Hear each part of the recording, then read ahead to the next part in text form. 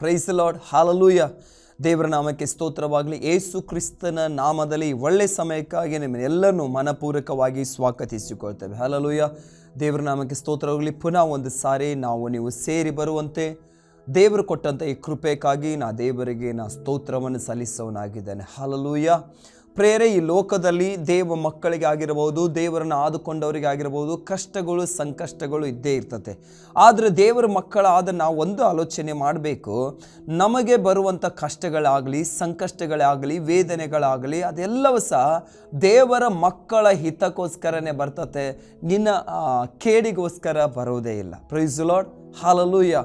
ನಿನಗೇನೇ ಕಷ್ಟಗಳು ಬಂದರೂ, ಸಂಕಷ್ಟಗಳು ಬಂದರೂ, ವೇದನೆಗಳು ಬಂದರೂ, ಅಯ್ಯೋ ನಾವು ಅನೇಕ ಜನಗಳು ಇವತ್ತು ಎನಿಸೋದುಂಟು, ನಾವು ನೀತಿವಂತರಾಗಿದ್ದೇವಲ್ವಾ, ನಾವು ಇಷ್ಟು ಪ್ರಾರ್ಥನೆ ಮಾಡ್ತೇವಲ್ಲ, ಇಷ್ಟು ನಾವು ದೇವರಿಗೋಸ್ಕರ ಕಾಣಿಕೆ ಕೊಡ್ತೇವಲ್ಲ, ಯಾಕೆ ನನಗೆ ಈ ಕಷ್ಟ ಬರಬೇಕು, ಯಾಕೆ ಈ ಸಂಕಷ್ಟ ನನಗೆ ಬರಬೇಕು, ಯಾಕೆ ಈ ವೇದನೆ ನನಗೆ ಬರಬೇಕು ಅಂತೇಳಿ ಅನೇಕರ ಪ್ರಶ್ನೆಗಳಿದೆ. ಆದರೆ ಆ ಪ್ರಶ್ನೆಗೆಲ್ಲ ನಿಮಗೆಲ್ಲರಿಗೆ ಉತ್ತರ ಸತ್ಯವೇದದಲ್ಲಿದೆ. ಪ್ರಿಯರೇ, ದೇವರ ಆದುಕೊಂಡವರಿಗೆ ದೇವರ ವಾಕ್ಯ ಹೇಳ್ತತೆ, ಆತನನ್ನು ಪ್ರೀತಿಸುವವರಿಗೆ ಹಿತಕ್ಕಾಗಿ ದೇವರು ಮಾಡೋದು ಎಲ್ಲ ಕಾರ್ಯಗಳು ಒಳ್ಳೆಯದೇ ಅಂತೆ. Amen, hallelujah.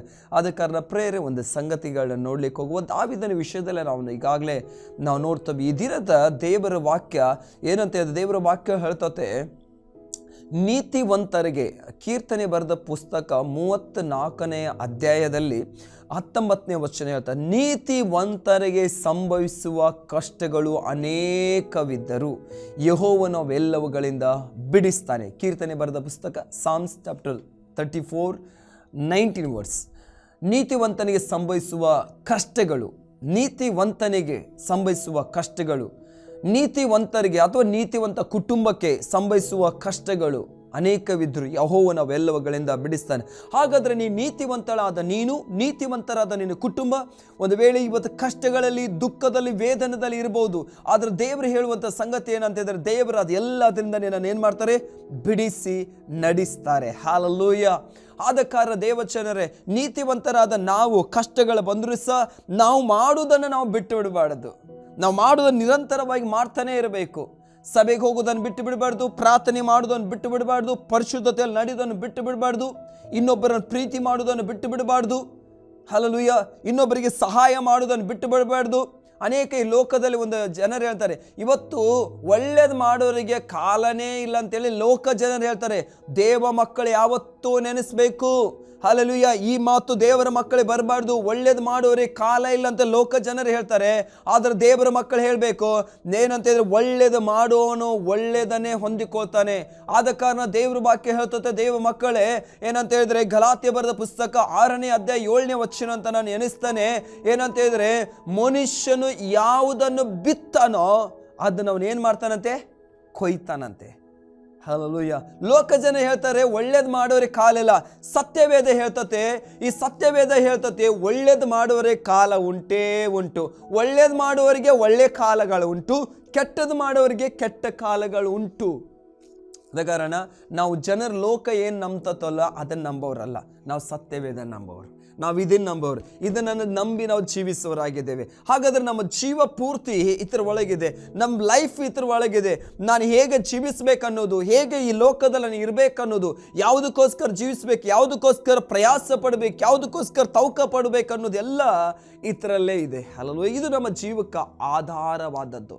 ಆದ ಕಾರಣ ಪ್ರೇರೆ, ಹಾಗಾದರೆ ನೀತಿವಂತರಿಗೆ ಕಷ್ಟಗಳು ಬರದೇ ಇರುವುದಿಲ್ಲ, ಖಂಡಿತವಾಗಿ ಬರ್ತವೆ.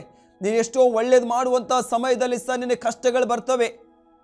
ಆದರೆ ದೇವರ ವಾಕ್ಯ ಹೇಳ್ತದೆ, ಕರ್ತನದೆಲ್ಲವುಗಳಿಂದ ಬಿಡಿಸಿರ್ತಾರೆ. ಹಾಗಾದರೆ ಇವತ್ತು ನಮಗೆ ಬರುವಂಥ ದುಃಖಗಳು, ಇವತ್ತು ನಮಗೆ ಬರುವಂಥ ವೇದನೆಗಳು ಅದು ಒಳ್ಳೆಯದೇ. ಎಷ್ಟು ಜನರು ನಿನ್ನ ಹೀಯಾಸ್ತಾರೆ, ಎಷ್ಟು ಜನ ನಿನ್ನ ವಿರೋಧವಾಗಿ ನಿಲ್ತಾರಲ್ಲ, ಅದು ನಿಂಗೆ ಒಳ್ಳೇದಕ್ಕೋಸ್ಕರನೇ. ನೀವು ನೆನೆಸ್ತಾ ಇರ್ಬೋದಲ್ಲ, ಅಲ್ಲ ಪಾಸ್ಟ್ರ ಎಲ್ಲರೂ ಬೇರೆ ಥರ ಹೇಳ್ತಾರೆ, ನಿಮಗೆ ಎಲ್ಲರೂ ಪ್ರೀತಿ ಮಾಡಬೇಕಂತ ಹೇಳಿ ನಾವು ಸಹ ಅದೇ ಎನಿಸ್ತೇವೆ ಅಲ್ವಾ. ಎಲ್ಲರೂ ನಮ್ಮನ್ನು ಪ್ರೀತಿ ಮಾಡಬೇಕು, ಎಲ್ಲರೂ ನಮ್ಮನ್ನು ಹೊಗಳಬೇಕು, ಎಲ್ಲರೂ ನಮ್ಮನ್ನು ಸನ್ಮಾನಿಸ್ಬೇಕು. ಅಮ್ಮ, ಎಲ್ಲರೂ ಸನ್ಮಾನಿಸೋರು ಸಿಗೋದಿಲ್ಲ ನಿನಗೆ, ನೀನು ವಿರೋಧಿಸೋರು ಸಿಗ್ತಾರೆ ನಿನಗೆ. ಆಲ್ಮೋಸ್ಟ್ ಏನಂತ ನಾನು ಒಂದು ವಿಷಯ ಹೇಳ್ತೇನೆ, ಸರಿಯಾಗಿ ಕೇಳ್ರಿ. ಎಷ್ಟೋ ಜನರು ನೀನು ವಿರೋಧಿಸಿದ ಆ 100 ಜನ ವಿರೋಧಿಗಳ ಮಧ್ಯದಲ್ಲಿ ನಿನ್ನನ್ನು ಪ್ರೀತಿ ಮಾಡೋರನ್ನ ದೇವರು ಒಬ್ಬರನ್ನಾದ್ರಲ್ಲಿ ಇಟ್ಟಿರ್ತಾರೆ. ಅಲ್ಲಲ್ಲಿಯ ನೀನು ವಿರೋಧಿಸುವವರ ಕುಟುಂಬಗಳಲ್ಲಿ, ನೀನು ವಿರೋಧಿಸುವವರ ಆ ಕಾಲೇಜ್ಗಳಲ್ಲಿ, ಹಾಸ್ಟೆಲಲ್ಲಿ, ಆ ಕೆಲಸ ಕಾರ್ಯಗಳಲ್ಲಿ, ಆ ನಿನ್ನ ವಿರೋಧಿಸುವ ಸಭೆಯಲ್ಲಿ ದೇವರು ನಿನ್ನನ್ನು ಪ್ರೀತಿ ಮಾಡುವವ್ರನ್ನು ಒಬ್ಬರನ್ನಾದರೂ ದೇವರು ಇಟ್ಟಿರ್ತಾರೆ. ಅಲ್ಲಲ್ಲೂಯ್ಯ. ಆದ ಕಾರಣ ದೇವಚನರೇ, ನಮಗೆ ವಿರೋಧಿಗಳು ಬರಬಾರ್ದು ಅಂತಿಲ್ಲ. ದೇವ್ರ ವಾಕ್ಯ ಹೇಳ್ತತೆ ಕಷ್ಟಗಳು ಬಂದೇ ಬರ್ತದೆ, ಸಂಕಷ್ಟಗಳು ಬರ್ತತೆ, ಶೋಧನೆ ನಿಮಗೆ ಬರದೇ ಇರುವುದಿಲ್ಲ ಅಂತ ದೇವರ ವಾಕ್ಯ ಹೇಳ್ದೆ. ಬಂತತೆ ನಿಮಗೆ ಶೋಧನೆ, ಆದರೆ ದೇವರು ಎಲ್ಲದರಿಂದ ಏನು ಮಾಡ್ತಾರೆ, ನಮ್ಮನ್ನು ಬಿಡಿಸ್ತಾರೆ. ಹಲ್ಲೆಲೂಯಾ. ಎಕ್ಸಾಂಪಲ್ ಆಗಿ ನಾನು ಹೇಳುವಾಗ ನಿಮಗೆ ಖಂಡಿತವಾಗಿ ಅರ್ಥ ಆಗ್ತದೆ. ಪ್ರಿಯರು, ದೇವರ ವಾಕ್ಯ ಹೇಳ್ತತೆ ದಾವೀದನು ಎಷ್ಟೋ ಯುದ್ಧ ಮಾಡಿ 17ನೇ ಅಧ್ಯಾಯದಲ್ಲಿ ನೋಡುವಾಗ, 1 ಸಾಮುವೇಲ ಬರೆದ ಪುಸ್ತಕ 17ನೇ ಅಧ್ಯಾಯದಲ್ಲಿ ನೋಡುವಾಗ ಒಂದು ವಚನ ಬೇಕಿದ್ರೆ ನಾವು ನೋಡಿಕೊಳ್ಳುವ. 1 ಸಾಮುವೇಲ ಚಾಪ್ಟರ್ 17 ಅದರಲ್ಲಿ 45ನೇ ವಚನದಲ್ಲಿ, ಆಗ ದಾವೀದನು ಅವನಿಗೆ, ನೀನು ಈಟಿ ಕತ್ತಿ ಬರ್ಜಿಯೊಡನೆ ನನ್ನ ಬಳಿಗೆ ಬರುತ್ತೀಯ, ನಾನಾದರೂ ನೀನು ಹಿಯಾಸುತ್ತಿರುವ ಸೇನಾಧೀಶ ಯೆಹೋವನ ಯುದ್ಧ ವಿಭಟ್ಟರು ದೇವರಾಗಿರುವ ಯೆಹೋವನ ನಾಮದೊಡನೆ ನಿನ್ನ ಬಳಿಗೆ ಬರುತ್ತಾನೆ. ಈ ದಾವೀದನು ಯಾರನ್ನ ಹೆದರಿಸ್ತಾ ಇದ್ದಾನೆ ಅಂತ ಹೇಳಿದ್ರೆ, ಯಾರ ಮುಂದೆ ಮಾತನಾಡ್ತಾ ಇದ್ದಾನೆ ಅಂತ ಹೇಳಿದ್ರೆ, ಈತನ ಹೆಸರು ಕೇಳಿದ್ರೆ ಇಡೀ ಇಸ್ರಾಯೇಲರು ನಡುಗ್ತಾ ಇದ್ದಾರೆ. ಒಂದು ಬೆಟ್ಟದಲ್ಲಿ ಒಂದು ಸೈಡ್ ಇಸ್ರಾಯೇಲರ್ ಒಂದು ಬೆಟ್ಟದಲ್ಲಿದ್ದಾರೆ, ಫಿಲಿಸ್ಟರ್ ಒಂದು ಬೆಟ್ಟದಲ್ಲಿದ್ದಾರೆ. ಆ ಬೆಟ್ಟದಿಂದ ಆತನು ಬೆಟ್ಟಕ್ಕೆ ಮುಂದೆ ತುದಿಗೆ ಬಂದು ಮಾತನಾಡ್ತಿದ್ದಾನೆ, ಏ ಇಸ್ರಾಯೇಲರೇ, ಏನಂತ ಹೇಳಿದ್ರೆ ನಿಮ್ಮ ದೇವರಲ್ವಾ, ಯೆಹೋವನಲ್ವಾ? ಹಾಗಾದ್ರೆ ನಿಮ್ಮ ದೇವರವನ ಏನಂತ ಹೇಳಿದ್ರೆ ಮೂಲಕ ನಿಮಗೆ ದೇವರು ನಿಜವಾದ ದೇವರಾಗಿದ್ರೆ ಆ ದೇವರ ಹೆಸರ ಮೇಲೆ ಒಬ್ಬನಾದ್ರೂ ನನ್ನ ಮುಂದೆ ಬಂದು ನಿಂತ್ಕೊಳ್ರಿ ಅಂತ ಹೇಳ್ತಾನೆ. ಆದ್ರೆ ದೇವ ಮಕ್ಕಳ ದೇವ್ರ ವಾಕ್ಯ ಹೇಳ್ತತೆ ಎಲ್ಲಾ ಜನ ನಡುಗುವಂತ ಸಮಯದಲ್ಲಿ ದಾವೀದನ ಅಲ್ಲಿ ಬರ್ತಾನೆ. ನಾವು ಸ್ಟೋರಿ ನಮಗೆ ಗೊತ್ತುಂಟು. ದಾವೀದನ ಹುಡುಗನಾಗಿರ್ತಾನೆ, ಆತನ ಯುದ್ಧ ವೀರನಲ್ಲ, ಯುದ್ಧ ಶೂರನಲ್ಲ, ಯಾವ ಯುದ್ಧ ಸಹ ಮನುಷ್ಯರೊಂದಿಗೆ ಅಲ್ಲಿವರೆಗೆ ಆತನು ಮಾಡಲಿಲ್ಲ. ಆದರೆ ಆತನು ಬಂದು ದೇವರ ಹೆಸರನ್ನು ಹಿಯಾಸ್ತಾ ಇರುವುದನ್ನು ನೋಡಿ ಅವನಿಗೆ ಸಹಿಸಿಕೊಳ್ಳಿಕ್ಕೆ ಆಗಲಿಲ್ಲ. ಆದ ಕಾರಣ ಆತನು ಯುದ್ಧ ಮಾಡಿ ಆತನನ್ನು ಸೋಲಿಸಿ ಬರುವಂಥ ಸಮಯದಲ್ಲಿ, ಪ್ರೈಸ್ ದಿ ಲಾರ್ಡ್, ನಾವು ಎನಿಸ್ತೇವೆ ಎಲ್ಲ ಮುಗಿದು ಬಿಟ್ಟಿದೆ ನನ್ನ ಜೀವಿತದಲ್ಲಿ, ಇನ್ನೇನು ಇಲ್ಲ, ಯಾರು ಇಲ್ವೇ ಇರುವುದಿಲ್ಲ, ನಂಗೆ ವೈರಿಗಳೇ ಇರುವುದಿಲ್ಲ ಅಂತ ನಾವು ಎನಿಸುವಾಗ ವೈರಿಗಳು ಹುಟ್ಟಿಕೋತಾರೆ. ದೇವರ ಸ್ತೋತ್ರ. ಎಷ್ಟು ಶತ್ರುಗಳು ನಿನ್ನ ವಿರೋಧವಾಗಿ ಎದ್ದುಕೊಳ್ತಾರೆ, ಎಷ್ಟು ನಿನ್ನ ವಿರೋಧಿಸೋರು ಎದ್ದುಕೋತಾರೆ, ಎಷ್ಟು ನಿನ್ನ ದ್ವೇಷಿಸೋರು ಹೇಳ್ತಾರೆ, ಅಷ್ಟು ದೇವರು ನಿನ್ನ ಬ್ಲೆಸ್ ಮಾಡ್ತಾರೆ. ಹಲ್ಲೆಲೂಯಾ. ನಿಮ್ಮ ಆಲೋಚನೆ ಮಾಡಿ. ದೇವ್ರ ವಾಕ್ಯ ಹೇಳ್ತತೆ 18ನೇ ಅಧ್ಯಾಯದಲ್ಲಿ ಬರುವಾಗ ದೇವ್ರ ವಾಕ್ಯ ಹೇಳ್ತತೆ ಅಲ್ಲಿ ಏನಂತ ಹೇಳಿದ್ರೆ, ಜನರು ಒಂದು ಸ್ವಲ್ಪ ಅಲ್ಲಿ ಇಸ್ರಾಯೇಲ ಸಹ ಸ್ತ್ರೀಯರು ಬಂದು ಹೊರಗೆ ಬಂದು ದಮ್ ಮಾಡಿ ಬಡ್ಕೊಂಡು ಡ್ಯಾನ್ಸ್ ಮಾಡಿಕೊಂಡು ಆನಂದ್ರೆ ಫಿಲಿಸ್ಟರ್ನ ಯುದ್ಧ ಮಾಡಿ ವಿನ್ ಆಗಿ ಬರುವಂಥ ಇಸ್ರಾಯೇಲರ ಸೈನಿಕರನ್ನು, ಅರಸನನ್ನು ಅಥವಾ ಅವರೊಟ್ಟಿಗೆ ಇರುವಂಥ ದಾವೀದನನ್ನು ಎದುರುಗೊಳ್ಳುವಂಥ ಸಮಯದಲ್ಲಿ ಅವರೊಂದು ಹಾಡನ್ನು ಹಾಡ್ತಾ ಇದ್ದಾರೆ. ಆ ಹಾಡು ಏನನ್ನೋದು ನಿಮಗೆ ನಾನು ವಾಕ್ಯದ ರೂಪದಲ್ಲಿ ನಾನು ತೋರಿಸ್ತೇನೆ. 18ನೇ ಅಧ್ಯಾಯ, 1 ಸಾಮುವೇಲ ಬರೆದ ಪುಸ್ತಕ 18ನೇ ಅಧ್ಯಾಯದಲ್ಲಿ 6ನೇ ವಚನದಿಂದ, 1 ಸಾಮುವೇಲ್ ಚಾಪ್ಟರ್ 18 ವರ್ಸ್ 6. ದಾವೀದನು ಫಿಲಿಸ್ಟಿಯರನ್ನು ಸಂಹರಿಸಿ ಸರ್ವ ಜನರೊಡನೆ ಹಿಂತಿರುಗಿ ಬರುವಾಗ ಇಸ್ರಾಯೇಲರು ಎಲ್ಲಾ ಪಟ್ಟಣಗಳಿಂದ ಸ್ತ್ರೀಯರು ಹೊರಗೆ ಬಂದು ದಮ್ಮಡಿ ತಾಳಗಳನ್ನು ಹಿಡಿದು ಸಂತೋಷದಿಂದ ಹಾಡುತ್ತಾ ಕುಣಿಯುತ್ತಾ ಅರಸನಾದ ಸೌಲನು ಎದುರುಗೊಂಡರು. ಅವರು ಪರಸ್ಪರವಾಗಿ ಸೌಲನು 1000 ಗಟ್ಟಲೆ ಆಗಿ ಕೊಂದನು, ದಾವೀದನು 10,000 ಗಟ್ಟಲೆ ಆಗಿ ಕೊಂದನು ಎಂದು ಹಾಡಿದರು. ಈ ಮಾತುಗಳ ದೆಸೆಯಿಂದ ಸೌಲನಿಗೆ ಬಹು ವೇಸನೆಯೂ ಕೋಪವೂ ಉಂಟಾದವು. ದಾವೀದನು 10,000 ಗಟ್ಟಲೆ ಆಗಿ ಕೊಂದನೆಂದು, ನಾನು 1000 ಗಟ್ಟಲೆ ಆಗಿ ಕೊಂದನೆಂದು ಹಾಡುತ್ತಾರಲ್ಲ, ರಾಜತ್ವದಲ್ಲಿ ಹೊರತು ಅವನಿಗೆ ಇನ್ನೇನು ಕಡಿಮೆಯಾಗಿತ್ತೆಂದು ಅಂದುಕೊಂಡನು. ಅಂದಿನಿಂದ ಅವನ ಮೇಲೆ ಕಣ್ಣಿಟ್ಟನು. ದೇವರ ವಾಕ್ಯ ಹೇಳ್ತತೆ, ಸೌಲನ ಹೆಸರು ಸ್ವಲ್ಪ ಕೆಳಗೆ ಬರುವಾಗ ಸೌಲನಿಗೆ ದಾವೀದನ ಮೇಲೆ ಹೊಟ್ಟೆ ಕಿಚ್ಚು ಉಂಟಾಗ್ತದೆ. ಯಾವಾಗ ಸೌಲನು ದಾವೀದನ ವಿರೋಧವಾಗಿ ಏನಂತ ಹೇಳಿದ್ರೆ ಪ್ಲಾನ್ ಹಾಕ್ಲಿಕ್ಕೆ ಸ್ಟಾರ್ಟ್ ಮಾಡ್ತಾರೋ, ಸೌಲನ ವಿರೋಧವಾಗಿ ದೇವ್ರ ಪ್ಲಾನ್ ಹಾಕ್ಲಿಕ್ಕೆ ಸ್ಟಾರ್ಟ್ ಮಾಡಿದ್ರು. ಹಲ್ಲೆಲೂಯಾ. ನಿನ್ನ ಶತ್ರು ನಿನ್ನ ವಿರೋಧಿ ಏನಂದ್ರೆ ನಿನ್ನ ಒಂದಿಗೆ ಯುದ್ಧ ಮಾಡಬೇಕು, ನಿನಗೆ ವಿರೋಧವಾಗಿ ಆತನ ಪ್ಲಾನ್ ಹಾಕುವಾಗ ಒಂದು ಆಲೋಚನೆ ಮಾಡಬೇಕು, ದೇವರು ನಿನ್ನನ್ನು ಹೆಸರನ್ನು ಒಂದೊಂದು ಹಂತವಾಗಿ ಮೇಲೆ ತೊಗೊಂಬರ್ತಾನೇ ಇರ್ತಾರೆ. Praise the lord. ಹಲ್ಲೆಲೂಯಾ. ಅದು ಹೇಗೆ ಸಾಧ್ಯ? ಯಾವಾಗ ಸೌಲನು ದಾವೀದನಿಗೆ ವಿರೋಧವಾಗಿ ನಿಲ್ಲಿಕ್ಕೆ ಸ್ಟಾರ್ಟ್ ಮಾಡಿದ್ದು, ಹಾಗೆ ದೇವ್ರ ವಾಕ್ಯ ಹೇಳ್ತತೆ ದಾವೀದನ ಹೆಸರು ಹೇಗೆ ಸೌಲನ ವಿರೋಧವಾಗಿ ಮಾತಾಡಲಿಕ್ಕೆ, ವಿರೋಧವಾಗಿ ಒಳಸಂಚು ಮಾಡಲಿಕ್ಕೆ ಸ್ಟಾರ್ಟ್ ಮಾಡಿದ್ದು, ಹಾಗೆ ದಾವೀದನ ಹೆಸರು ಅದೇ ದೇಶದಲ್ಲಿ, ಇಸ್ರಾಯೇಲ್ ದೇಶದಲ್ಲಿ ಫೇಮಸ್ ಆಗಲಿಕ್ಕೆ ಆರಂಭವಾಯಿತು. ನಿನ್ನನ್ನು ತುಳಿಬೇಕನ್ನೋರು, ನಿನ್ನ ಜೀವಿತವನ್ನು ನಾಶ ಮಾಡಬೇಕನ್ನುವವರು, ನಿನ್ನ ಕುಟುಂಬ ಹಾಳು ಮಾಡಬೇಕನ್ನೋರು. ಹಲ್ಲೆಲೂಯಾ. ಇವತ್ತು ಎಷ್ಟೋ ಜನರ ಆಲೋಚನೆ ಮಾಡ್ತಾ ಇರ್ಬೋದು, ಆದರೆ ದೇವರ ಮಕ್ಕಳೇ, ದೇವರ ಆದುಕೊಂಡವರ ದೇವರ ವಾಕ್ಯ ಹೇಳ್ತತೆ, ನಾವು ಯಾವತ್ತೂ ಸೋತು ಹೋಗುವುದೇ ಇಲ್ಲ. ಎಷ್ಟು ಜನರು ಶತ್ರುಗಳೇ ಹೆಚ್ಚಾಗ್ತಾರಲ್ವಾ, ಅಷ್ಟು ದೇವರು ನಮ್ಮನ್ನು ಒಂದೊಂದು ಸ್ಥಾನ, ಒಂದೊಂದು ಹಂತ ಏನು ಮಾಡ್ತಾ ಇರ್ತಾರೆ, ಮೇಲೆ ತೆಗೆದುಕೊಂಡು ಬರ್ತಾ ಇರ್ತಾರೆ. ನಮಗೆ ಆಗ ಗೊತ್ತಾಗಲ್ದೇ ಇರ್ಬೋದು, ನಾವು ಎನಿಸ್ತಾ ಇರ್ತೇವೆ ಯಾಕೆ ಇಷ್ಟು ವೈರಿಗಳು ನಮಗೆ ಆಗಿದ್ದಾರೆ ಅಂತ ಹೇಳಿದರೆ, ಒಂದು ದಿನ ಬರ್ತತೆ. ಕೀರ್ತನೆ ಬರೆದ ಪುಸ್ತಕ 23ನೇ ಅಧ್ಯಾಯದಲ್ಲಿ 5ನೇ ವಚನ ಅಂತ ಎನಿಸ್ತೇನೆ. ಅಲ್ಲಿ ದೇವರ ವಾಕ್ಯ ಹೀಗೆ ಹೇಳ್ತತೆ, ಏನಂತ ಹೇಳಿದ್ರೆ, ವೈರಿಗಳು ಹೆಚ್ಚಾಗುವುದಾದರೆ ಹೆಚ್ಚಾಗಲಿ, ಆ ಎಲ್ಲ ವೈರಿಗಳ ಮುಂದೆ ನಾನು ಏನು ಮಾಡ್ತಾನೆ, ಔತಣವನ್ನು ಸಿದ್ಧಪಡಿಸ್ತಾನೆ. ದೇವರು ಹೇಳ್ತಾರೆ, ನಿನ್ನ ವಿರೋಧಿಗಳು ಹೆಚ್ಚಾಗಲಿ. ದಾವೀದನ ಆ ವಾಕ್ಯವನ್ನು ಬರಿತಾನೆ, ದೇವರೇ ನನ್ನ ವೈರಿಗಳು ಹೆಚ್ಚಾಗಿದ್ದಾರೆ, ಆದರೂ ಸಹ ನಾನು ಚಿಂತೆ ಮಾಡೋದಿಲ್ಲ. ಯಾಕಂತ ಹೇಳಿದರೆ, ನನ್ನ ವೈರಿಗಳ ಮುಂದೆ ನೀನು ನನಗೇನು ಮಾಡ್ತಿ, ತಲೆಯನ್ನು ಎತ್ತುವಂತೆ ಮಾಡ್ತಿ. ನನ್ನ ವೈರಿಗಳ ಮುಂದೆ ನನಗೇನು ಮಾಡ್ತಿ, ಔತಣವನ್ನು ಸಿದ್ಧಪಡಿಸ್ತಿ. ದಾವೀದನ ಸ್ಥಿತಿ ನೋಡುವಾಗ ಸೌಲನು ಹೇಗೆ ಅವನಿಗೆ ವಿರೋಧವಾಗಿ ಬರ್ತಾನೋ, ದಾವೀದನ ಒಂದೊಂದು ಸ್ಟೆಪ್ ದಾವೀದನ ಮೇಲೆ ಹೋಗಲಿಕ್ಕೆ ಆರಂಭ ಮಾಡಿದ. ಹಲ್ಲೆಲೂಯಾ. ಪ್ರಿಯರೇ, ಈ ಸಮಯದಲ್ಲಿ ನಿಮ್ಮ ನೋಡಿ ಕರ್ತನ ಒಂದು ಮಾತನ್ನು ಹೇಳೋದು ಏನು ಗೊತ್ತುಂಟ, ನಿಂಗೆ ವಿರೋಧಿಗಳು ಹೆಚ್ಚಾಗ್ತಾ ಇದ್ರೆ ಹೆಚ್ಚಾಗಲಿ. ನಿನಗೆ ಅಶುಭವನ್ನು ಮಾತನಾಡೋರು ಹೆಚ್ಚಾಗ್ತಾರ, ಮಾತಾಡಲಿ. ನಿನಗೆ ಶಾಪವನ್ನು ಹಾಕೋರು ಹೆಚ್ಚಾಗಲಿ. ಯಾರು ನಿನಗೆ ಶಾಪವನ್ನು ಹಾಕ್ತಾರೋ, ಯಾರು ನಿನ್ನ ವಿರೋಧವಾಗಿ ನಿಲ್ತಾರೋ, ಯಾರು ನಿನಗೆ ವಿರೋಧವಾಗಿ ನಿನಗೆ ಆಗಬೇಕಾದಂಥ ಆಶೀರ್ವಾದ, ನಿನಗೆ ಆಗಬೇಕಾದಂಥ ಪ್ರಮೋಷನ್, ನಿನಗೆ ಬರಬೇಕಾದಂಥ ಹೊಗಳಿಕೆಯನ್ನು ತಡಿಲಿಕ್ಕೆ ಅನೇಕ ಜನಗಳು ಇರಲಿ.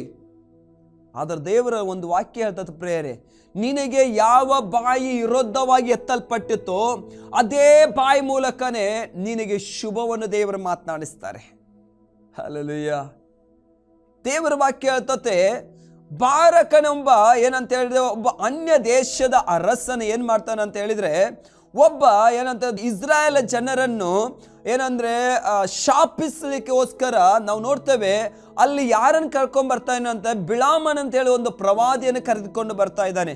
ಈ ಬಿಳಾಮನ್ ಏನು ಮಾಡ್ತಿದ್ದಾನೆ ಅಂತ ಹೇಳಿದ್ರೆ, ಆ ಇಸ್ರಾಯೇಲ್ ಜನರನ್ನು ನೋಡಿ ಶಪಿಸ್ಬೇಕೀಗ. ಅವನು ಒಂದು ಗುಡ್ಡದ ಮೇಲೆ ನಿಂತು ಅವರು ಶಪಿಸಲಿಕ್ಕೆ ಹೋಗ್ತಾ ಇದ್ದಾನೆ, ಅವನ ಬಾಯಲ್ಲಿ ಆಶೀರ್ವಾದನೇ ಬರ್ತಾ ಇದೆ. ಆ ವಾಕ್ಯ ನೋಡಿ ನನಗೆ ತುಂಬ ಖುಷಿ ಆಯಿತು. ಯಾಕೆ ಅಂತ ಹೇಳಿದ್ರೆ, ಆತಲ್ಲಿ ಕೆಳಗೆ ವಾಕ್ಯ ಬರೆಯಲ್ಪಟ್ಟಿದೆ, ಇಸ್ರಾಯೇಲರಲ್ಲಿ ಶಕುನವೂ ಇಲ್ಲ, ಕನಿ ಕೇಳುವುದೂ ಇಲ್ಲ. ಹಲ್ಲೆಲೂಯಾ. ಇಸ್ರಾಯೇಲರ ಮಾಟ ಮಂತ್ರವೂ ಇಲ್ಲ, ಕನಿ ಕೇಳುವುದೂ ಇಲ್ಲ, ಶಕುನವೂ ಇಲ್ಲ. ನೀನು ವಿರೋಧವಾಗಿ ಕಲ್ಪಿಸಿದಂಥ ಯಾವ ಆಯುಧವು ಜಯಿಸದು. ಹಲ್ಲೆಲೂಯಾ.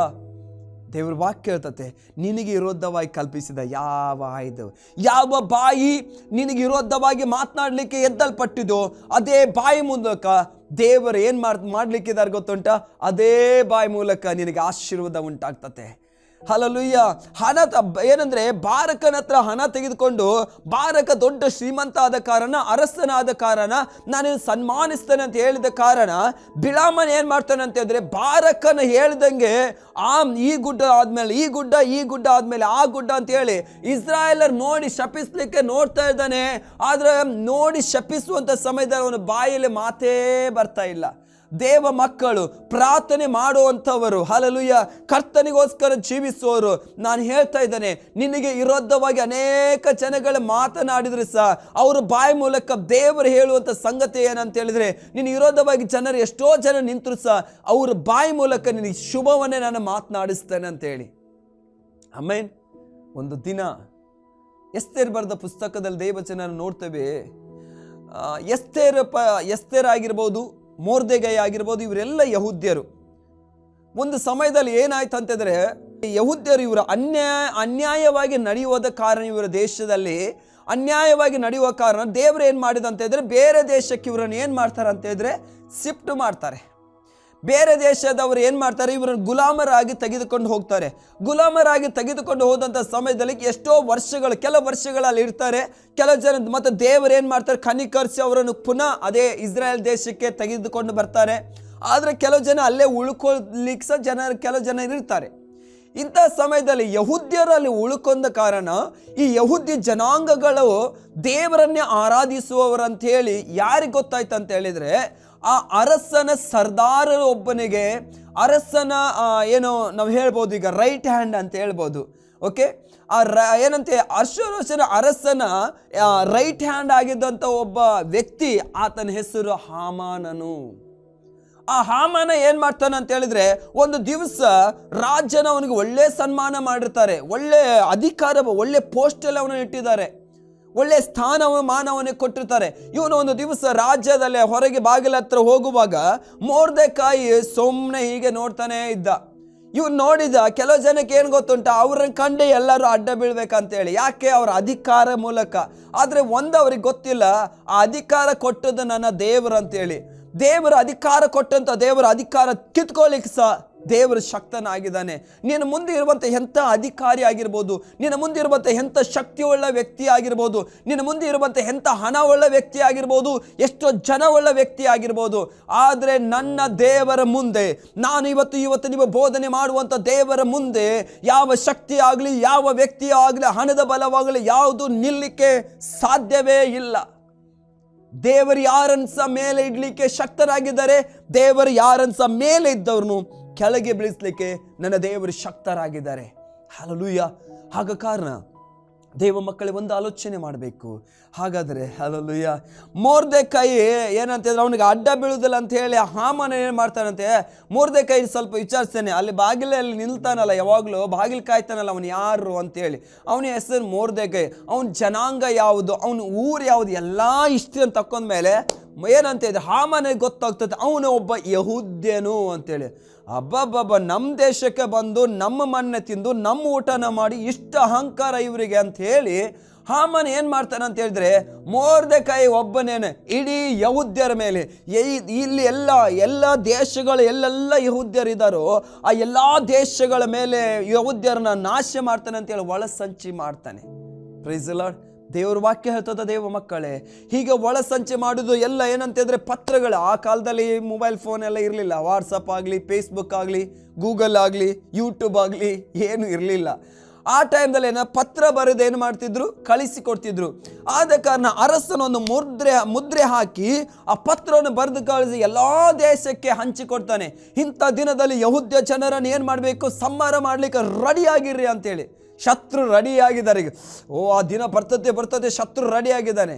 ಅದರ ದೇವರ ವಾಕ್ಯ ಹೇಳ್ತದೆ ಪ್ರಿಯರೇ, ಯಾವ ಮೊರ್ದೆಗೆ ವಿರೋಧವಾಗಿ, ಅಂದರೆ ಯಾವ ದೇವರ ಮಕ್ಕಳಿಗೆ ವಿರೋಧವಾಗಿ ಕೈ ಎತ್ತಲ್ಪಟ್ಟಿತ್ತೋ, ಅರಸನ ಒಂದು ಏನಂತ ನಿದ್ರೆ ಬರಲಿಲ್ಲ ಒಂದು ದಿನ. ಅವನು ಏನಂತಿದ್ರೆ ಚರಿತ್ರೆ ಬರೆದ ಪುಸ್ತಕಗಳನ್ನು ತೆಗೆದು ಓದುವಂಥ ಸಮಯದಲ್ಲಿ ಏನೇ ಘಟನೆ ಆದರೂ ಸಹ, ಆ ರಾಜ್ಯದಲ್ಲಿ ಏನು ಘಟನೆ ಆದರೂ ಸಹ ಆ ಪುಸ್ತಕದಲ್ಲಿ ಬರೆದಿಟ್ಟಿರ್ತಾರೆ. ಅದನ್ನು ಏನಂತ ಓದೋವರಿಂದ ಕರೆಸಿ ಅದನ್ನು ಓದುತ್ತಾ ಇರ್ತಾನೆ. ಓದುವಂಥ ಸಮಯದಲ್ಲಿ ಒಂದು ಸಂಗತಿ ಗೊತ್ತಾಗ್ತದೆ, ಅರಸನಿಗೆ ವಿರೋಧವಾಗಿ ಇಬ್ಬರು ಒಳಸಂಚೆ ಹಾಕಿರ್ತಾರೆ.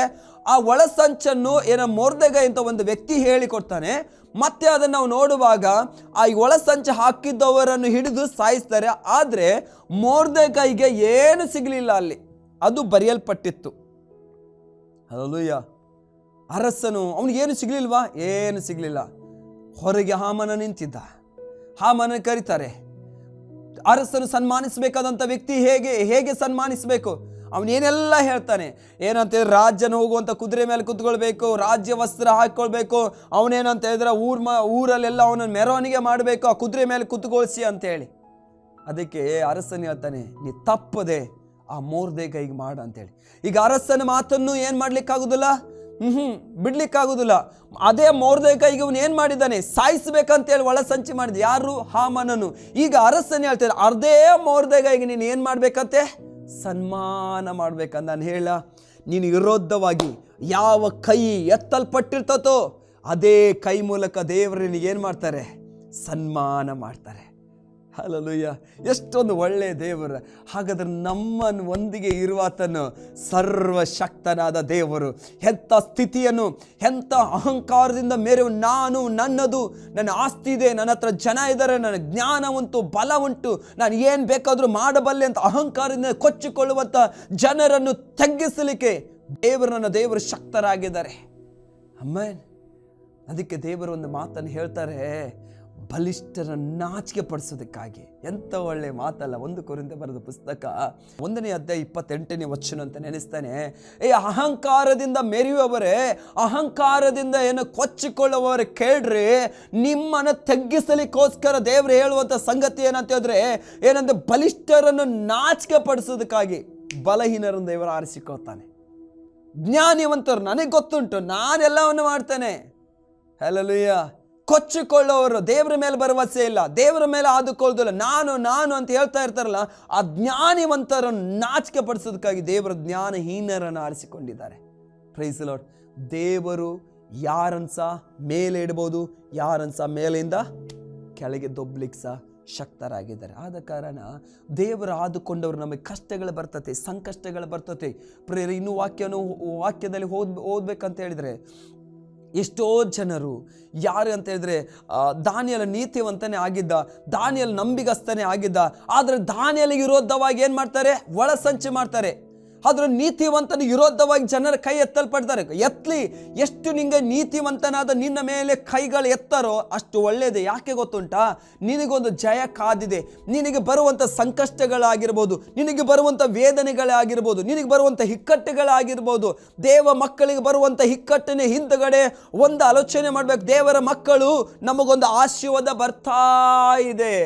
ನಿನಗೆ ಆಗುವಂಥ ಅವಮಾನಗಳಲ್ಲೇ ನೀನು ಸಂತೋಷ ಪಡಬೇಕು. ಯಾಕೆ ಗೊತ್ತುಂಟಾ? ಇವತ್ತು ನನಗೆ ಅನೇಕ ಜನಗಳು ಅವಮಾನ ಮಾಡ್ತಾ ಇದ್ದಾರೆ ಅಲ್ವಾ? ಆ ಅವಮಾನದ ಹಿಂದುಗಡೆ ಒಂದು ಆಶೀರ್ವಾದ ನನಗೆ ಬರ್ತಾ ಇರ್ತತೆ. ಆ ಅವಮಾನದ ಹಿಂದುಗಡೆ ನನಗೊಂದು ಏನು ಸನ್ಮಾನದ ಒಂದು ಮಾರ್ಗ ಓಪನ್ ಆಗ್ತಾ ಇರ್ತತೆ. ಯಾವ ಜನರು ನಿನ್ನ ಅವಮಾನ ಮಾಡಿದವರು, ಯಾವ ಜನರು ನಿನ್ನ ನಿಂದನಿಸಿದಾರೋ ಅದೇ ಜನರ ಮುಂದೆ ನಿನಗೆ ದೇವರು ಹಲ್ಲೆಲೂಯಾ ಸನ್ಮಾನ ಮಾಡುವಂಥ ದಿನ ಬರ್ತತೆ. ಆಮೆನ್. ದೇವ್ರ ವಾಕ್ಯ ಹೇಳ್ತತೆ. ನಾವು ಬೇಕಾದ ಒಂದು ವಚನವನ್ನು ಓದಿಕೊಳ್ಳುವ. ದಾನಿಯೇಲ ಬರೆದ ಪ್ರವಾದನೆ ಗ್ರಂಥದಲ್ಲಿ ಪ್ರಿಯರ ದೇವರ ವಾಕ್ಯ ಹೇಳುವಂಥ ಸಂಗತಿ ಏನಂತ ಹೇಳಿದ್ರೆ, ದಾನಿಯೇಲನು ನೀತಿವಂತನೇ ಆಗಿದ್ದ, ದಾನಿಯೇಲನು ನಂಬಿಗಸ್ತನೇ ಆಗಿದ್ದ. ದಾನಿಯೇಲನಿಗೆ ಅನೇಕ ಕಷ್ಟ, ದುಃಖ, ವೇದನೆಗಳು ಇತ್ತು. ಆದರೂ ಸಹ ಆತನ ದೇವರನ್ನು ಮಾತ್ರ ಬಿಟ್ಟು ಬಿಡಲಿಲ್ಲ. ದೇವರ ವಾಕ್ಯ ಹೇಳ್ತತೆ 6ನೇ ಅಧ್ಯಾಯ, ದಾನಿಯೇಲ ಬರೆದ ಪುಸ್ತಕ 6ನೇ ಅಧ್ಯಾಯದಲ್ಲಿ ಅಲ್ಲಿ ಒಂದು ಕಾರ್ಯಗಳು ಏನಂತ ಹೇಳಿದ್ರೆ 40 ದಿನದವರೆಗೆ ಯಾರು ಸಹ ದೇವರನ್ನು ಪ್ರಾರ್ಥನೆ ಮಾಡಲಿಕ್ಕೆಲ್ಲ, ಮನುಷ್ಯರಿಗೆ ಸಹ ಅಡ್ಡ ಬೀಳಲಿಕ್ಕೆ ಇಲ್ಲ. ಒಂದು ರೂಲ್ಸ್ ಹೊರಡ್ತತೆ. ಆದರೆ ದೇವ್ರ ವಾಕ್ಯ ದಾನಿಯೇಲನು ಯಥಾ ಪ್ರಕಾರವಾಗಿ ಅವನು ಏನು ಮಾಡ್ತಾನೆ ಅಂತ ಹೇಳಿದ್ರೆ, ಕಿಟಕಿ ಇಲ್ಲದಂಥ ಏನಂದರೆ ಕದ ಇಲ್ಲದಂಥ ರೂಮ್ ಒಳಗೆ ಹೋಗಿ ಆತನ ಪ್ರಾರ್ಥನೆ ಮಾಡಲಿಕ್ಕೆ ಆರಂಭ ಮಾಡ್ತಾನೆ. ಕಿಡಿಗಳಿಗಳು ಇದನ್ನು ನೋಡ್ತಾರೆ, ಒಳ್ಳೆಯದೇ. ನೋಡಿ ಆ ವಾಕ್ಯವನ್ನು ಓದ್ತಾನೆ, 5ನೇ ವಚನದಿಂದ ಓದ್ತಾನೆ. ಈ ದಾನಿಯೇಲನು ಮೇಲೆ ತಪ್ಪು ಹೊರಿಸಲು ಇವನ ದೇವ ಧರ್ಮವನ್ನು ಮೂಲಕವೇ ಹೊರತು ಇನ್ಯಾವಲ್ಲಿಯೂ ನಮಗೆ ಅವಕಾಶ ದೊರೆಯುವುದೆಂದುಕೊಂಡರು. ಹೀಗೆ ಮುಖ್ಯಾಧಿಕಾರಿಗಳು, ದೇಶಾಧಿಪತಿಗಳು ರಾಜ ಸಮ್ಮುಖದಲ್ಲಿ ನೆರೆದು ಅವನಿಗೆ ಅರಸನದ ಧಾರಾವೇಶನ ಚಿರಂಜೀವಿ ಆಗಿರು, ಯಾವನಾದರೂ 30 ದಿನಗಳು ತನಕ ರಾಜನು ನಿನಗೆ ಹೊರತು ಬೇರೆ ಯಾವ ದೇವರಿಗಾಗಲಿ ಮನುಷ್ಯರಿಗಾಗಲಿ ವಿಜ್ಞಾಪನೆ ಮಾಡಿದರೆ ಅವನ ಸಿಂಹದ ಗವಿಗಳಿಗೆ ಹಾಕಲ್ಪಡಬೇಕು ಎಂಬ ಖಂಡಿತ ನಿಬಂಧನೆಯನ್ನು ರಾಜಾರೋಪವಾಗಿ ವಿಧಿಸುವ ಒಳ್ಳೆಯದೆಂದು ರಾಜರ ಸಂಕಲ್ಪ ಮುಖಾಂತರವಾಗಿ ನ್ಯಾಯಕ ದೇಶಾಧಿಪತಿಗಳು, ಮಂತ್ರಿ, ಸರ್ದಾರ, ಅಧ್ಯಕ್ಷರು ಆಲೋಚನೆ ಮಾಡಿದರು. ಇದೆಲ್ಲ ಗೊತ್ತಿದ್ರು ಸಹ ದೇವರ ವಾಕ್ಯ ಹೇಳ್ತತೆ ದಾನಿಯೇಲನಿಗೆ ಪ್ರಾರ್ಥನೆ ಮಾಡಲಿಕ್ಕೆ ಬಿಡಲಿಕ್ಕೆ ಮನಸ್ಸೇ ಇಲ್ಲ. Amen, hallelujah. ಕೆಳಗೆ ವಚನ ಹೇಳ್ತತೆ 10ನೇ ವಚನದಲ್ಲಿ, ಶಾಸನಿಗೆ ರುಜುವಾದದ್ದು ದಾನಿಯೇಲನಿಗೆ ತಿಳಿದಾಗ ಅವನು ತನ್ನ ಮನೆಗೆ ಹೋಗಿ ಯೆರೂಸಲೇಮಿನ ಕಡೆಗೆ ಕದವಿಲ್ಲದ ಕಿಟಕಿಗಳನ್ನು ತನ್ನ ಮಹಡಿಯ ಕೋಣೆಯಲ್ಲಿ ಯಥಾಪ್ರಕಾರ ದಿನಕ್ಕೆ 3 ಆವರ್ತಿ ಮೊಣಕಾಲು ಊರಿ ತನ್ನ ದೇವರಿಗೆ ಪ್ರಾರ್ಥನೆ ಮಾಡುತ್ತಿದ್ದು ಸ್ತೋತ್ರ ಸಲ್ಲಿಸಿದನು. ಆಗ ಜನರು ಗುಂಪಾಗಿ ಕೂಡಿ ದಾನಿಯೇಲ ತನ್ನ ದೇವರ ಸಮ್ಮುಖದಲ್ಲಿ ಪ್ರಾರ್ಥಿಸಿ ವಿಜ್ಞಾಪಿಸುತ್ತಾನೆಂದು ಕಂಡು ಸನ್ನಿಧಿಗೆ ಬಂದು ರಾಜನಿಗೆ ದೂರ ಹೇಳಲಿಕ್ಕೆ ಆರಂಭ ಮಾಡಿದರು. ಆಯಿತು, ದೂರುಗಳು ಬರಲಿ. ಆಮೇಲೆ ನಿನ್ನ ವಿರೋಧವಾಗಿ ಚಾಡಿ ಹೇಳೋರು ಬರಲಿ, ನಿನ್ನ ವಿರೋಧವಾಗಿ ಕೈ ಎತ್ತೋರು ಬರಲಿ, ನಿನ್ನ ವಿರೋಧವಾಗಿ ಮಾತನಾಡೋರು ಬರಲಿ. Praise the lord. ಕೊನೆಯ ವಚನ ಹೀಗೆ ಹೇಳ್ತದೆ ಪ್ರಿಯರೇ, ಅಲ್ಲಿ ದಾನಿಯೇಲನಿಗೆ ವಿರೋಧವಾಗಿ ಎತ್ತಲ್ಪಟ್ಟಂಥ ಕೈಗಳರು ದೇವರ ವಾಕ್ಯ ಹೇಳ್ತತೆ. ಅದೇ 6ನೇ ಅಧ್ಯಾಯ ಕೊನೆಯ ವಚನದಲ್ಲಿ ನಾವು ಓದುವಂಥ ಸಂಗತಿಗಳು ಏನಂತ ಹೇಳಿದರೆ 26ನೇ ವಚನದಿಂದ, ನಾನು ಆಳುವ ರಾಜ್ಯದವರೆಲ್ಲರೂ ದಾನಿಯೇಲನ ದೇವರಿಗೆ ಭಯಭಕ್ತಿಯಿಂದ ನಡೆದುಕೊಳ್ಳಬೇಕೆಂದು ಆಜ್ಞಾಪಿಸುತ್ತೇನೆ. ಆತನ ಜೀವಸ್ವರೂಪನಾದ ಸನಾತ ದೇವರು ಆತನ ರಾಜ್ಯದ ಎಂದಿಗೂ ಅಳೆಯದು. ಆತನು ಆಳಿಕೆಯು ಶಾಶ್ವತವಾಗಿರುವುದು. ಆತನು ಉದ್ಧರಿಸುವವನು, ರಕ್ಷಿಸುವವನು, ಭೂಮಾಕಾಶಗಳನ್ನು ಅದ್ಭುತ ಮಹತ್ಗಳನ್ನು ನಡೆಸುವವನು ಆಗಿದ್ದಾನೆ. ಆತನೇ ದಾನಿಯೇಲನನ್ನು ಸಿಂಹಗಳ ಕೈಗೆ ತಪ್ಪಿಸಿದನು. ಈ ದಾನಿಯೇಲ ದಾರೇವೇಶ ಆಳಿಕೆಯಲ್ಲಿಯೂ ಪಾರಸಿಯರಾದ ಕೋರೆಷನ ಆಳಿಕೆಯಲ್ಲಿಯೂ ಘನವಂತನಾಗಿ ಬಾಳಿದನು. ಹಲ್ಲೆಲೂಯಾ. ದೇವರ ವಾಕ್ಯ ಹೇಳ್ತದೆ ಏನಂತ ಇದ್ದಾರೆ, ದಾನಿಯೇಲನ ಮೇಲೆ ಯಾರು ತಪ್ಪು ಹೊರಿಸಿದ್ರಲ್ಲ ಅವರಿಗೆ ಏನಾಯಿತು ಅನ್ನೋದು ಒಂದು ಸಣ್ಣ ಸಂಗತಿಗಳನ್ನ ಹೇಳ್ತೇನೆ ನಾನು, ಕೇಳ್ರಿ. ಅದನ್ನು ಕೇಳಿ 23ನೇ ವಚನ, ಅದನ್ನು ಕೇಳಿ ರಾಜನು ಬಹು ಸಂತೋಷಪಟ್ಟು ದಾನಿಯೇಲನ ಗವಿಯೊಳಗಿಂದ ಮೇಲಕ್ಕೆ ತೆಗೆಯಬೇಕೆಂದು ಅಪ್ಪಣೆ ಮಾಡಲು ಅವನು ಅಲ್ಲಿಂದ ಮೇಲಕ್ಕೆ ತಂದರು. ಅವನು ತನ್ನ ದೇವರನ್ನು ಭರವಸೆವಿಟ್ಟು ಕಾರಣ ಅವನಿಗೆ ಯಾವ ಹಾನಿಯೂ ಆಗಲಿಲ್ಲ. ಆನಂತರ ರಾಜನು ಆಜ್ಞಾಪಿಸಲು ದಾನಿಯೇಲನ ಮೇಲೆ ದೂರು ಹೊರಿಸಿದವರು ತಂದು ಅವರನ್ನು ಅವರ ಹೆಂಡತಿ ಮಕ್ಕಳನ್ನು ಸಿಂಹದ ಗವಿಯೊಳಗೆ ಹಾಕಿಬಿಟ್ಟರು.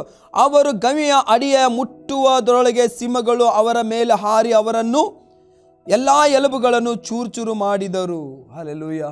ದೇವರ ವಾಕ್ಯ ಹೇಳ್ತದೆ ವಚನರೇ. ಹಾಗಾದರೆ ಕಷ್ಟ ಸಂಕಷ್ಟಗಳು ಏನಂತ ಹೇಳಿದರೆ ದಾವಿದನಿಗೆ ವಿರೋಧವಾಗಿ ಎದ್ದಂಥ ಯಾರು ಸೌಲನು ಏನಾದ, ಎಲ್ಲವನ್ನು ಕಳ್ಕೊಂಡು ನಾಶವಾಗಿಬಿಟ್ಟ. ದಾನಿಯೇಲನಿಗೆ ವಿರೋಧವಾಗಿ ಎದ್ದಲ್ಪಟ್ಟಂಥ ಜನರು ಎಲ್ಲವನ್ನು ಕಳ್ಕೊಂಡು ಅವರು, ಅವ್ರ ಹೆಂಡತಿ, ಅವ್ರ ಮಕ್ಕಳು ಎಲ್ಲರೂ ಸಹ ಸಿಂಹದ ಗವಿಗೆ ಹಾಕಿಬಿಟ್ರು. ನಿನಗೆ ವಿರೋಧವಾಗಿ ದಾನಿಯೇಲನಾದರೂ ಉನ್ನತ ಸ್ಥಾನಕ್ಕೆ ಬಂದ, ದಾವಿದನಾದರೂ ಉನ್ನತ ಸ್ಥಾನಕ್ಕೆ ಬಂದ. ನಿನಗೆ ವಿರೋಧವಾಗಿರುವಂಥ ಎಲ್ಲ ವ್ಯಕ್ತಿಗಳು ಇವತ್ತಿಲ್ಲ ನಾಳೆ ನಿನ್ನ ಮುಂದೆ ತೆಗ್ಗಿಸಲ್ಪಡ್ತಾರೆ. ಅವ್ರಿಗೋಸ್ಕರ ಚಿಂತೆ ಮಾಡಬೇಡ. ಹಲ್ಲೆಲೂಯಾ. ನಿನಗಾಗಿ ಯುದ್ಧ ಮಾಡುವಾತನು, ನಿನ್ನ ಒಂದಿಗೆ ಯುದ್ಧ ವೀರನಾದ ಯುದ್ಧ ಶೂರನಾದ ಯೆಹೋವ ನಿನ್ನ ಜೊತೆಯಲ್ಲಿ ಇರುವಾಗ ಯಾಕೆ ನೀವು ಚಿಂತೆ ಮಾಡ್ತೀರಿ? ಹಾಗಾದರೆ ಕಷ್ಟಗಳಾಗಿರ್ಬೋದು, ಸಂಕಷ್ಟಗಳಾಗಿರ್ಬೋದು, ಇದೆಲ್ಲ ಸ್ವಲ್ಪ ಮೆಟ್ಟಿಗೆ ಮಾತ್ರ. ಆದ ಕಾರಣ ದೇವ ಮಕ್ಕಳೇ, ದೇವಚನರೇ, ದೇವರನ್ನು ಆದುಕೊಡ್ರಿ. ದೇವರು ನಿಮ್ಮ ಜೀವಿತದಲ್ಲಿ ಅದ್ಭುತ ಕಾರ್ಯಗಳನ್ನು, ಸೂಚಕ ಕಾರ್ಯಗಳನ್ನು ಮಾಡ್ತಾರೆ. ನಾವು ಪ್ರಾರ್ಥಿಸುವ. ಪ್ರೀತಿಯುಳ್ಳ ಪರಲೋಕ ತಂದೆ, ನಿನಗೆ ಸ್ತೋತ್ರ ರಾಜ. ನೀತಿವಂತರು ಬರುವಂಥ ಕಷ್ಟಗಳು ಅನೇಕವಿದ್ದರು, ಯೆಹೋವನ ಅವೆಲ್ಲವುಗಳಿಂದ ಬಿಡಿಸ್ತಾನಂತ ನಿನ್ನ ವಾಕ್ಯ ಅನುಸಾರವಾಗಿ ಸ್ವಾಮಿ ನಾವು ಪ್ರಾರ್ಥಿಸ್ತಾ ಇದ್ದೇವೆ ರಾಜ. ದೇವರೇ, ನಿನ್ನ ಮಕ್ಕಳ ವಾಕ್ಯ ಕೇಳಿದಂಥ ಈ ಮಕ್ಕಳ ಜೀವಿತದಲ್ಲಿ ಒಂದು ದೊಡ್ಡ ಬಿಡುಗಡೆ, ದೊಡ್ಡ ಒಂದು ಸ್ವಾಮಿ ಕರ್ತನೆ ಬದಲಾವಣೆ ಉಂಟಾಗಲಿ. ವಿರೋಧಿಗಳ ಎದುರು ಹೇಳಲಿ ರಾಜ. ಅವರ ಮುಂದೆ ನಿನ್ನ ದೊಡ್ಡ ಔತಣ ಸಿದ್ಧಪಡಿಸಿದಂತೆ ದೇವರೇ, ನಿನ್ನ ವಾಕ್ಯದ ಮೂಲಕ ನೀನು ಮಾತನಾಡಿದಕ್ಕಾಗಿ ಸ್ತೋತ್ರ. ಪ್ರತಿಯೊಬ್ಬರನ್ನ ಆಶೀರ್ವದಿಸು, ಬಲಪಡಿಸು. ಯೇಸು ಕ್ರಿಸ್ತನ ನಾಮದಲ್ಲಿ ಬೇಡಿಕೋತ ಪ್ರೀತಿಯುಳ್ಳ ಪರಲೋಕ ತಂದೆ, ಆಮೆನ್. God bless you. ದೇವರ ನಾಮಕ್ಕೆ ಸ್ತೋತ್ರವಾಗಲಿ. ಧೈರ್ಯದಿಂದ ಇರಿ. ನೀವು ಮಾಡು ಕೆಲಸದ ನಂಬಿಗಸ್ತರಾಗಿರಿ. ಕರ್ತ ನಿಮ್ಮ ಸಂಗಡಿದ್ದು ಬಲಪಡಿಸ್ತಾರೆ. God bless you. God bless you. Praise lord.